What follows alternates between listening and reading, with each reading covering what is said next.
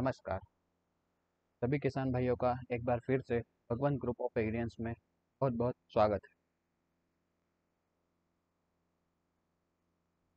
9 मई मातृ दिवस। हमने कल ही 9 मई को मातृ दिवस मनाया था और इसी उपलक्ष्य पर मैं सभी किसान भाइयों की ओर से माँ धरा को नमन करता हूँ, प्रणाम करता हूँ। इस वजह से हम सभी अन्न पा पा रहे हैं और खा पा रहे हैं। इसके बाद हम बात करते हैं इस वीडियो में क्या बताया जाएगा। तो जो हमने पिछला वीडियो बनाया था वास्तविक कृषि पर, उसमें एक कमेंट आया था। उस आधार पर हम ये आज का वीडियो बना रहे हैं। इसमें हम 17 पोषक तत्वों की बात करेंगे, के बारे में सारी चीज़ें बताएंगे कि सभी की पूर्ति के लिए हम किसान भाइयों को क्या करना चाहिए और किस प्रकार से इनकी कमी का हमको पता चलेगा। आइए देखते हैं ये जो 17 पोषक तत्व है, इन पोषक तत्वों की कमी के लक्षण क्या क्या होते हैं।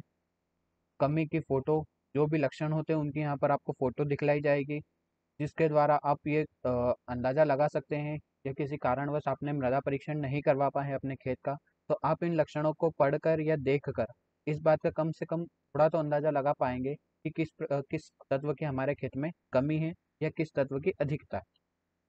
इसके बाद हम बात करें तो अधिक मात्रा में डालने पर क्या परिणाम होगा, या किसी भी तत्व को आपने अधिकता हो गई आपके खेत में तो उसका क्या परिणाम होगा। इसके बाद है पोषक तत्व का मुख्य कार्य। जो भी पोषक तत्व आप डाल रहे हैं खेत में, जैसे नाइट्रोजन, फॉस्फोरस, पोटास, तो इनका कार्य क्या है, खेतों में इनका कार्य क्या है। इसके बाद हम अन्य तत्वों को बढ़ावा देना या कम करना। किसी भी तत्व को आप खेत में डाल रहे हैं, यदि आपने संतुलित मात्रा में डाला है तो वो कौन से तत्वों को बढ़ावा देगा, या आपने अधिकता में डाला है तो वो कौन से तत्वों को कम करेगा। इस बारे में हम बात करेंगे। अब हम बात करते हैं हमारे 17 पोषक तत्वों की, जिसमें सबसे पहले है आधारभूत पोषक तत्व। ये 3 पोषक तत्व होते हैं जो आधारभूत पोषक तत्व कहलाते हैं। पहला है कार्बन, ऑक्सीजन और हाइड्रोजन। ये 3 पोषक तत्व आधारभूत पोषक तत्व कहलाते हैं। इसके बाद है प्राथमिक पोषक तत्व। ये 3 होते हैं, नाइट्रोजन, फॉस्फोरस, पोटास, और जो किसानों की भाषा में है तो हम इसे कहते हैं यूरिया, डीएपी और पोटास। ये 3 जो होते हैं पोषक तत्व, ये प्राथमिक पोषक तत्व कहलाते हैं। इसके बाद है द्वितीयक पोषक तत्व। द्वितीयक पोषक तत्व वो पोषक तत्व होते हैं जिनकी आवश्यकता कम मात्रा में होती है। किसकी तुलना में? प्राथमिक पोषक तत्व की तुलना में ये बहुत कम मात्रा में उपयोग में आते हैं या इनकी आवश्यकता कम होती है। ये भी 3 होते हैं, कैल्शियम, मैग्नीशियम और सल्फर, या सल्फर को हम गंधक भी कहते हैं। इसके बाद आते हैं सूक्ष्म पोषक तत्व, जिनको हम माइक्रोन्यूट्रिएंट के नाम से जानते हैं।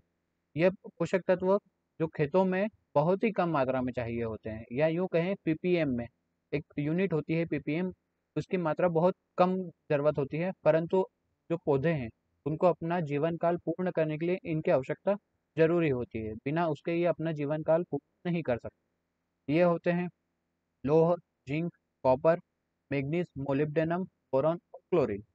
इसके बाद 3 और अन्य मानक हैं, जैसे पीएच, ईसी और ओसी। इनके बारे में भी हम बात करेंगे। आइए सबसे पहले हम देखते हैं हमारे आधारभूत पोषक तत्व, जो है कार्बन, ऑक्सीजन और हाइड्रोजन। तो ये पौधों का 95% भाग इन 3 तत्वों का बना होता है। जो हमारा पौधा होता है उसका 95% भाग इन तीनों तत्वों का ही बना होता है।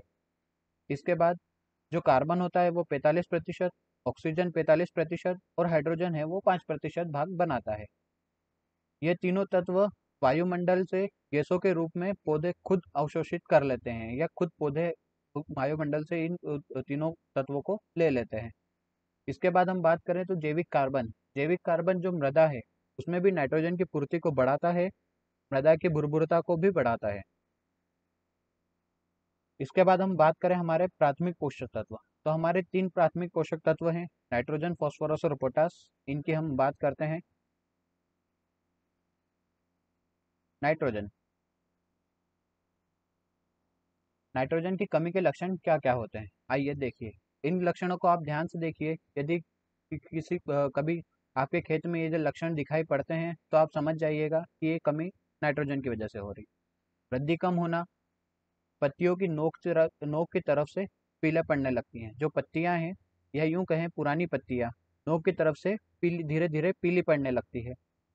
यह प्रभाव पुरानी पत्तियों पर पहले पड़ता है और नई पत्तियों में बाद में पीली पड़ने लगती है। जो नई पत्तियां हैं वो बाद में पीली पड़ेगी, पहले पुरानी पत्तियां पीली पड़ेगी। पौधों की बढ़वार रुक जाती है तथा तना छोटा पतला हो जाता है। फूल कम या बिल्कुल नहीं लगते। फूल फल गिरना प्रारंभ कर देते हैं और दाने कम बनते हैं। आइए यहाँ पर हम देखते हैं इस कमी के लक्षण कैसे दिखाई पड़ते हैं। तो ये आप देख पा रहे हैं यहाँ पर नाइट्रोजन है। ये नाइट्रोजन से हमें दिखाई दे रहा है कि ये जो पत्ती है ये धीरे धीरे पीली पड़ रही है और सबसे निचली पत्ती है। तो यहाँ पर क्लियर लिखा हुआ है कि पत्तियां नोक की तरफ से पीली पड़ने लगती है। इधर से आप देख सकते हैं इस फोटो में फिर से कि पत्तियां जो नोक है इस तरफ से पीली पड़ने लग रही है। और यहाँ पर ये दो फोटो लगाई है। ये यहाँ पर आप तुलना कर सकते हैं कि एक में नाइट्रोजन की कमी है तो ये पूरी तरीके से पीला हो गया है पत्ता, और इस इधर पे जो नाइट्रोजन की कमी है वो नहीं है तो जो कलर है वो हरा बना बना हुआ है। इसके बाद हम बात करें कि नाइट्रोजन की अधिकता से क्या प्रभाव पड़ता है। तो फूल देरी से आते हैं क्योंकि ये वनस्पतिक वृद्धि में कार्य करता है, इसलिए फूल देरी से आते हैं। अधिक बढ़वार से पौधे गिर जाते हैं। जब वनस्पतिक वृद्धि ज़्यादा हो जाएगी, पत्तियां ज़्यादा हो जाएगी या हाइट ज़्यादा हो जाएगी, तो जो पौधे हैं वो गिरने की संभावना उनकी ज़्यादा हो जाती है। इसके बाद हम बात करें पौधे कोमल होने से कीट एवं रोगों का प्रकोप अधिक होता है। जब पौधे कोमल हो जाते हैं, मुलायम हो जाते हैं या वनस्पति वृद्धि ज़्यादा होती है तो उसमें कीट और रोगों के जो प्रकोप के जो अपन कह सकते हैं कि प्रकोप जो है वो ज़्यादा मात्रा में होता है या ज़्यादा इसमें कीट या रोग लगेंगे। इसके बाद हम बात करें तो पौधों की सूखा और पाला सहने की क्षमता कम हो जाती है। जो सूखा सहने की और पाला सहने की क्षमता है वो पौधों में कम हो जाती है। फसल देरी से पकती है और उसमें दानों की उपज कम तथा भूसे की उपज बढ़ जाती है। वानस्पतिक वृद्धि की वजह से ऐसा होता है कि दाने की वृद्धि कम होती है, कम दाने लगते हैं और भूसा अधिक हो जाता है। इसके बाद हम यदि इसकी बात करें तो कार्य क्या है इसका। पत्तियों और तनों की वृद्धि, मतलब वानस्पतिक वृद्धि जो है वो नाइट्रोजन का मुख्य कार्य है। और पत्ती वाली सब्जियों और चारों में गुणवत्ता का सुधार, क्योंकि ये वानस्पतिक वृद्धि करके सब्जियों की पत्ती वाली जो सब्जी है उसमें और चारे की गुणवत्ता को बढ़ाता है। इसके बाद हम बात करते हैं फॉस्फोरस। फॉस्फोरस की कमी के लक्षण क्या क्या है। तो पत्तियां और तने का रंग बैंगनी हो जाता है। जो पत्तियां हैं और उसी के साथ साथ जो तना है उन दोनों का रंग बैंगनी हो जाता है। इसके बाद हम बात करें साथ ही परिपक्वता या वृद्धि रुक जाती है। जो परिपक्वता या मेच्योरिटी होती है वो रुक जाती है और वृद्धि नहीं होती है। फूल और फल गिरना प्रारंभ कर देते हैं। अधिक कमी में तने का गहरा पीला पड़ना हो जाता है। जो अधिक जब फास्फोरस की अधिक कमी होगी तो जो तना होगा वो गहरे पीले कलर का दिखाई पड़ेगा। इसके बाद है फल व बीज का निर्माण सही न होना। दाने की संख्या घट जाती है। जड़ों का विकास रुक जाता है। टिलरिंग कम होती है या कल्ले फूटना कम हो जाता है। अब इसकी अधिकता से क्या होता है, पहले हम देख लेते हैं डिफिशियंसी। तो जो फास्फोरस की डिफिशियंसी है ये भी हमको निचली पत्तियों पर दिखाई पड़ती हैं। पत्तियां और तने का रंग बैंगनी हो जाता है। यहाँ पर आप अच्छे से देख पा रहे होंगे ये जो कलर है ये किस प्रकार से बैंगनी या डार्क कलर का होते जा रहा है। अगली इमेज में देखिए, यहाँ पर ये मक्का में इसका कलर बैंगनी होता जा रहा है क्योंकि इसमें फास्फोरस की कमी है। एक और इस पत्ती में लगभग पूरी तरीके से बैंगनी हो गई जब अधिक मात्रा में फास्फोरस की कमी होगी और आप उसको डीएपी या कोई भी फास्फोरस वाला खाद नहीं देंगे तो इस प्रकार से ये जो फसल है उसकी पत्तियां इस प्रकार से हो जाएगी। अब फास्फोरस की अधिकता से, तो जब फास्फोरस नहीं डालेंगे तब भी वृद्धि रुक जाएगी और जब अधिक मात्रा में आप फास्फोरस डालेंगे तब भी या डीएपी का उपयोग अधिक मात्रा में करेंगे तब भी वृद्धि रुक जाएगी। कपास में परिपक्वता देर से आती है तथा तना जो है वो बैंगनी हो जाता है। अधिक मात्रा में डालने पर भी परिपक्वता रुक जाती है और तना जो है वो बैंगनी कलर का हो जाता है। इसके बाद हम इसके कार्य देखें तो बीज अंकुरण से फल बनने तक फास्फोरस मिलने से बीज स्वस्थ पैदा होता है। हम बात करें क्योंकि जब हम डीएपी या फास्फोरस का कोई सा भी फर्टिलाइजर देते हैं तो बेसल डोज में देते हैं, मतलब बुआई से पहले देते हैं, क्योंकि बीज अंकुरण में भी इसकी आवश्यकता होती है और फल बनने तक इसकी आवश्यकता होती है। और जब ये पूरी स्टेज में इसको फास्फोरस की कोई कमी नहीं रहती है तो ही बीज जो होता है, पौधे का जो बीज होता है वो स्वस्थ होता है। इसके बाद हम बात करें तथा बीजों का भार बढ़ना, पौधों में रोग व कीट रोधक क्षमता बढ़ती है। जो बीज स्वस्थ पैदा होंगे उनका भार बिल्कुल अवश्य बढ़ेगा और जो पौधे होते हैं वो रोग व कीटों की रोधक क्षमता को मतलब बढ़ती है उनकी रोधक क्षमता, उसमें कीट और रोग कम लगेंगे। इसके बाद हम बात करें फास्फोरस के प्रयोग से जड़ें तेजी से विकसित एवं मजबूत होती है। जो जड़ें होती है वो तेज विकास करती हैं और मजबूत होती है। पौधों में खड़े रहने की क्षमता बढ़ जाती है। हमने चूंकि देखा था नाइट्रोजन ज़्यादा डालने से पौधों की खड़े रहने की क्षमता कम हो जाती है क्योंकि वनस्पति वृद्धि ज़्यादा होती है। परंतु जब आप फॉस्फोरस को सही मात्रा में, संतुलित मात्रा में डालेंगे तो पौधों के खड़े रहने की क्षमता बढ़ जाएगी। इसके बाद है, इससे फल जल्दी आते हैं, फल जल्दी बनते हैं, व दाने जल्दी पकते हैं। कुल मिलाकर अपन बात करें तो परिपक्वता जो है, यह हमें जो उत्पादन है वो जल्दी मिलेगा। अब बात करते हैं हम पोटास की। पोटास की कमी के लक्षण क्या क्या हैं? तो पत्तियों का जलना, मुरझाना व धब्बे बनना। जो पत्तियां हैं उन पर एक जलने जैसा या मुरझाने जैसा अपने को दिखाई पड़ेगा। पुरानी पत्तियां किनारे व सिरों पर झुलसी हुई दिखाई पड़ती है। जो पुरानी पत्तियां हैं, इस पे अपने को लक्षण दिखाई पड़ेंगे। तथा किनारे सूखना प्रारंभ कर देते हैं। पौधों पर रोग लगने की संभावना अधिक हो जाती है। जब पोटेशियम की कमी होती है तो रोग अधिक लगते हैं। पौधों में वृद्धि रुक जाती है, जड़ों की वृद्धि रुक जाती है, तथा पतले व भूरे रंग की हो जाती हैं। जो जड़ें होती है उसमें एक प्रकार से अपने को बीमारी लगती हुई दिखाई पड़ेगी। और जब हम विल्ट की बात करते हैं, उसमें भी ऐसा कहा जाता है कि अधिक मात्रा में पोटेशियम उपयोग करने से विल्ट का जो प्रकोप है वो कम आता है, क्योंकि जब जड़ें अच्छे से विकसित हो जाती है तो विल्ट की संभावना कम होती जाती है। इसके बाद हम बात करें, तने कमजोर हो जाते हैं, दानों का आकार छोटा रह जाता है, क्योंकि ये गुणवत्ता में कार्य करता है। इसके बाद हम इसके लक्षण देखें तो ये जो पुरानी पत्तियां हैं, यहाँ पर हम देख पा रहे हैं ये पोटेशियम, ये पुरानी पत्तियां हैं, ये किनारों से या सिरों से झुलस रही है, झुलसती हुई दिखाई पड़ती है या सूखती हुई दिखाई पड़ रही है। ये आगे देखिए, ये किनारों से पूरी तरीके से सूखती हुई जा रही है पत्तियां। यहाँ पर ये अधिक मात्रा में जब पोटेशियम की कमी हो गई कपास में, तो किस प्रकार से पत्तियां पूरी तरीके से झुलस गई है। इसके बाद हम बात करें तो पोटेशियम की कार्य क्या क्या है। तो ठंडे व बादल युक्त मौसम में पौधों द्वारा प्रकाश के उपयोग में वृद्धि करता है। यहाँ पर प्रकाश के उपयोग से मतलब है प्रकाश संश्लेषण या फोटोसिंथेसिस। जब हम पोटेशियम संतुलित मात्रा में डालेंगे तो भले ही प्रतिकूल मौसम हो, उसमें भी ये प्रकाश संश्लेषण को बढ़ाएगा। इसके बाद हम बात करें, प्रतिकूल परिस्थितियों को सहन करने की क्षमता बढ़ती है। यहाँ पर प्रतिकूल परिस्थितियां मतलब वही बादल युक्त मौसम, ज़्यादा ठंडा होना, ज़्यादा गर्मी होना, उन सभी जो परिस्थितियों को सहन करने की क्षमता को यह पौधों में बढ़ाता है। इसके बाद हम बात करें, जड़ों को मजबूत बनाता है तथा सूखने से बचाता है। जब अधिक दिन तक या बहुत लंबे समय तक वर्षा ना हो, उसमें जब जड़ें जब मजबूत हो जाती है, लंबी हो जाती है, तो वो सूखने से इस पौधे को बचाता है। ये कार्य है पोटेशियम का। फसल में कीट व रोग प्रतिरोधक क्षमता को बढ़ाता है। इसमें जब पोटेशियम का संतुलित मात्रा में प्रयोग किया जाएगा तो जो वो कीट है और रोग प्रतिरोधक क्षमता है उसको बढ़ाएगा। पौधों को गिरने से बचाता है। जब अधिक जड़ें मजबूत हो जाएगी तो पौधा आसानी से गिरेगा नहीं। फसलों की गुणवत्ता में वृद्धि करता है, फसलों में चमक लाता है, या उनके जो शेप है, या जिस प्रकार से अपन कह सकते हैं कि उनका जो साइज है वो दोनों बढ़ेगा।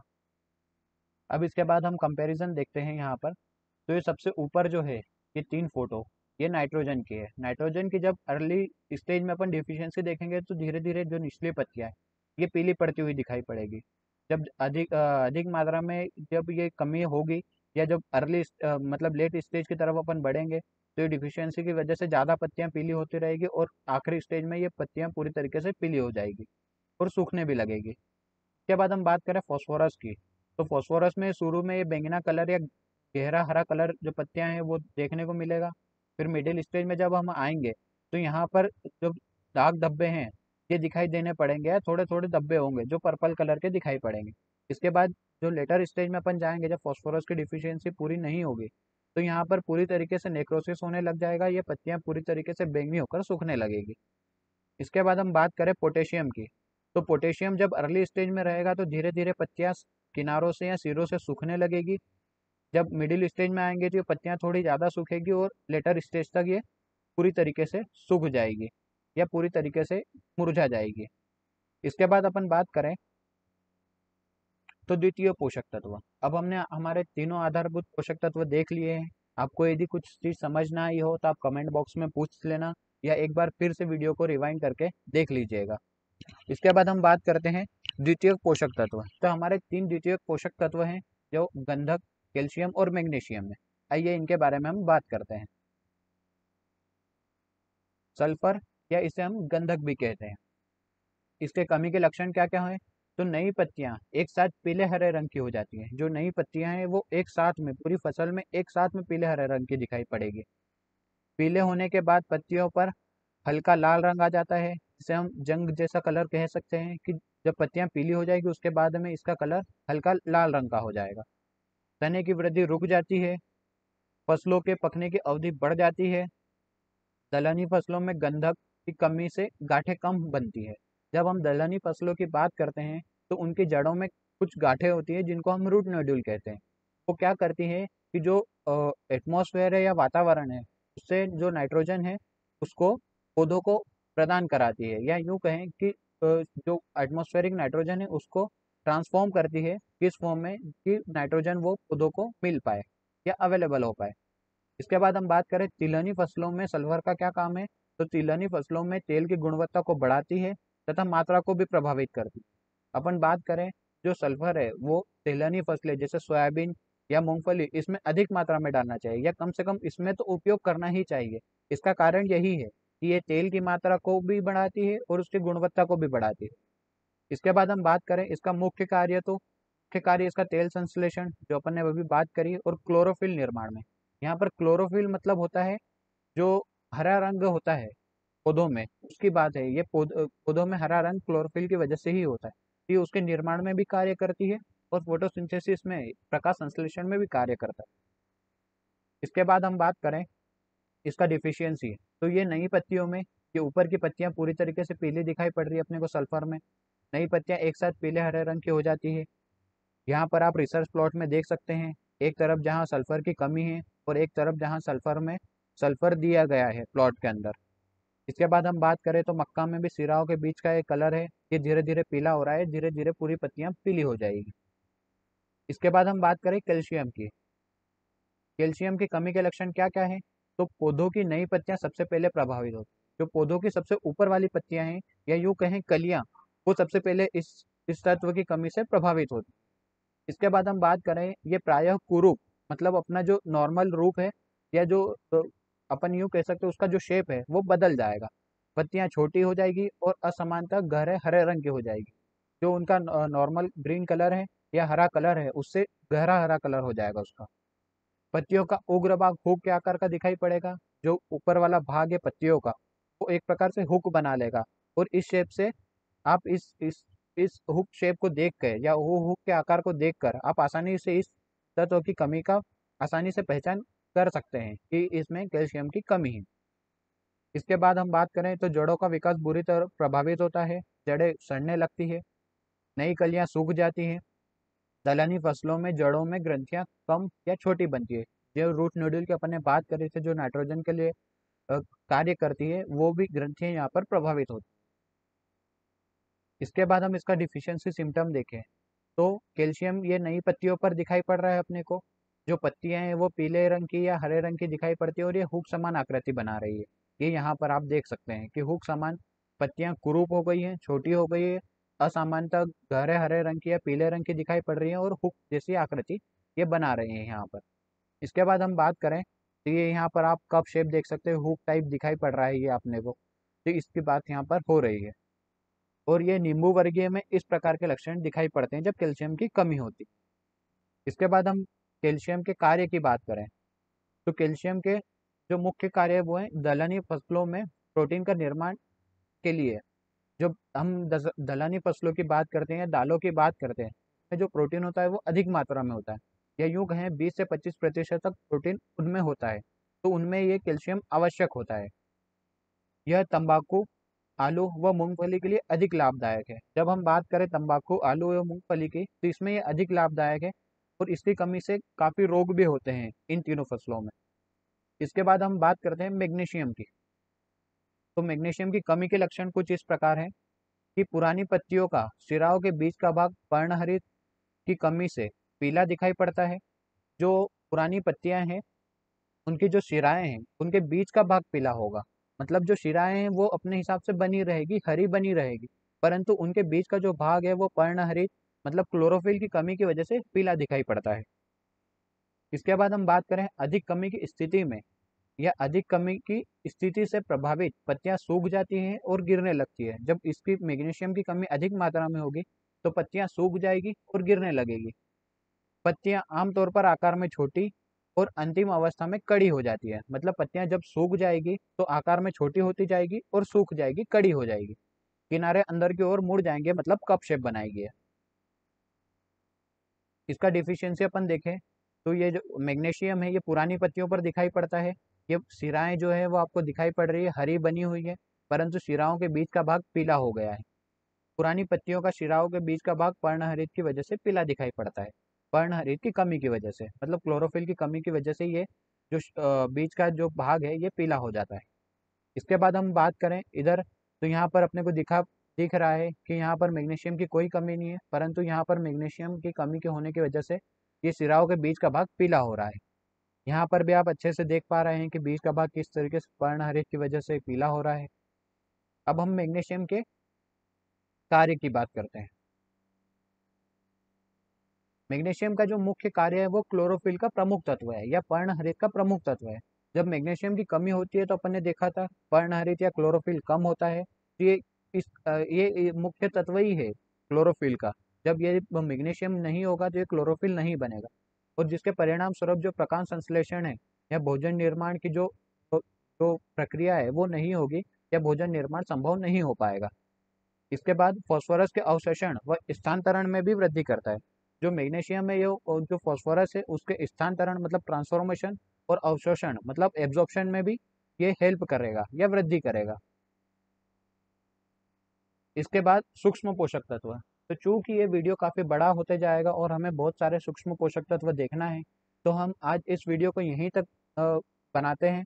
और इसके बाद में जो सूक्ष्म पोषक तत्व और इसी के साथ में जो पीएच वगैरह रह गए हैं, इसको हम अगली वीडियो में देखेंगे, जिसमें जिंक सारी सारी के बारे में यहाँ पर बताया गया है। इनको हम आसानी से धीरे धीरे करके अगली वीडियो में हमारे बताएंगे कि किस प्रकार से सभी पोषक तत्वों की कमी कैसे दिखाई पड़ती है, और किस प्रकार से उनकी कमी के लक्षण अपने को फोटो के द्वारा भी यहाँ पर देखेंगे हम, और उनके मुख्य कार्य क्या क्या है। यहाँ पर इसी के साथ हम देखेंगे कि किस पोषक तत्व से सब पोषक तत्व को बढ़ावा मिलता है, किस तत्व के अधिक होने पर दूसरा पोषक तत्व कम होते हैं, किस पीएच पर कौन सा जो न्यूट्रिएंट है वो अधिक मिलता है। और ये छोटा सा इंट्रो है। भगवंत ग्रुप से आप जुड़ने के लिए या भगवंत एग्री क्लिनिक ऑन व्हाट्सएप के माध्यम से भी आप जुड़ सकते हैं। यह हमारे व्हाट्सएप के नंबर हैं, जहाँ पर आप मैसेज करके अपनी सारी समस्याओं का हल ले सकते हैं। भगवंत एग्री क्लिनिक ऑन यूट्यूब, ये जो यूट्यूब चैनल पर आप वीडियो देख रहे हैं, या भगवंत जो भी इस वीडियो या इस ग्रुप को सब्सक्राइब नहीं करें वो सब्सक्राइब कर लें इस वीडियो को देखने के लिए। अब यहाँ पर है आपके कमेंट का क्या महत्व है। तो आपके द्वारा जो भी कमेंट या ये बताया जाएगा विषय, उस पर हम यहाँ पर आपको उस बारे में सारी जानकारी देंगे, उस विषय पर पूरी तरीके से चर्चा करेंगे। आपके कमेंट से हमें प्रतीत होगा कि हमारे सम्मानीय किसान को जो हम वीडियो बना रहे हैं वो सारी बातें समझ आ रही हैं और वो उसमें इंटरेस्ट ले रहा है। इसी के साथ अधिक जानकारी हेतु इच्छुक है कि इस बारे में और क्या हो सकता है, अन्य नई टेक्नोलॉजी क्या आ रही है, उस बारे में हमारा किसान जानने के लिए इच्छुक है। इसके बाद हम बात करें तो आप हमसे जुड़ने के लिए भी अपना जो कॉन्टैक्ट नंबर है वो हमारे कमेंट बॉक्स में आप लिख सकते हैं, तो हम आपको हमारी तरफ ओर से रिप्लाई करेंगे या हम आपसे कांटेक्ट कर लेंगे। इसके बाद please like share and subscribe. आप हमारे चैनल को सब्सक्राइब करें, जिससे कि आपको हमारी हर वीडियो की जानकारी मिल जाएगी, हर वीडियो का नोटिफिकेशन आपके पास आ जाएगा।